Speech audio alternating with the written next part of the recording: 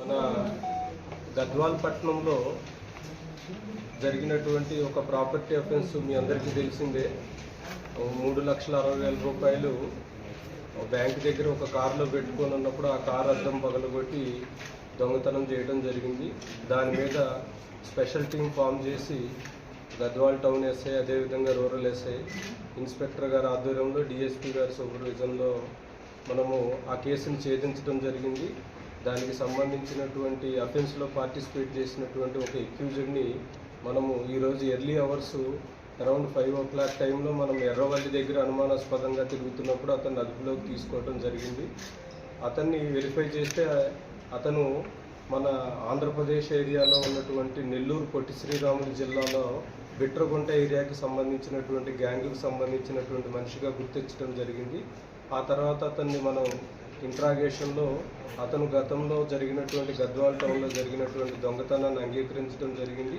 అదేవిధంగా మంత్రాలయంలో రాఘవేంద్ర స్వామి టెంపుల్ దగ్గర ఒక షెల్టర్ తీసుకోవటం జరిగింది. ఆ షెల్టర్లో ఇక్కడ దొంగలించినటువంటి అమౌంట్ని అక్కడ దాచిపెట్టడం జరిగింది. ఆ అమౌంట్ని మనం ఈరోజు రికవరీ చేయడం జరిగింది. ఇక్కడ పోయినటువంటి అమౌంట్ 3,60,000. ఇది మనకు జరిగి 15 days పైన అవుతుంది కాబట్టి ఒక 40,000 దాకా వాళ్ళు స్పెండ్ చేశారు. 3,10,000 అమౌంట్ రికవరీ చేయడం జరిగింది.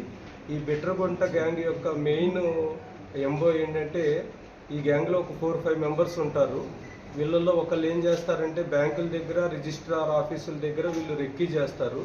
రెక్కీ చేసి వాళ్ళు ఇచ్చినటువంటి సమాచారం మీద మిగతా ఒక 4-5 persons 2-wheelers మీద వచ్చి అక్కడ బ్యాంక్ దగ్గర డ్రా చేసినటువంటి అమౌంట్ కానీ, లేకపోతే సబ్ రిజిస్ట్రార్ ఆఫీసులకి రిజిస్ట్రేషన్ చేయించుకోవడానికి తీసిన అమౌంట్ని కానీ ఎక్కడ పెట్టారు, ఏ వెహికల్లో పెట్టారు అనేది అబ్జర్వ్ చేసి వాటిని థెఫ్ట్ చేయడం జరుగుతుంది.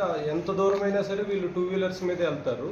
వీళ్ళు ఎక్కువగా మనకి ఏం చేస్తారంటే, అఫెన్స్ జరిగిన వెంటనే పోలీసులది బాగా ఇన్వెస్టిగేషన్ అనేది సీరియస్గా ఉంటుంది కాబట్టి కొంచెం టెంపుల్స్ దగ్గరకు వెళ్ళి అక్కడ ఉన్నటువంటి సత్రాల్లో కానీ వాటిల్లో టైం బీయింగ్ షెల్టర్ తీసుకుంటారు. మరలా ఇదే టైంలో వేరే అఫెండర్స్ ఇంకో చోట రెక్కీ చేయటం, అక్కడ కూడా ఆ విధంగా మరలా అక్కడ ప్లాన్ చేసి అక్కడ అఫెన్సులు చేయడం జరుగుతుంది.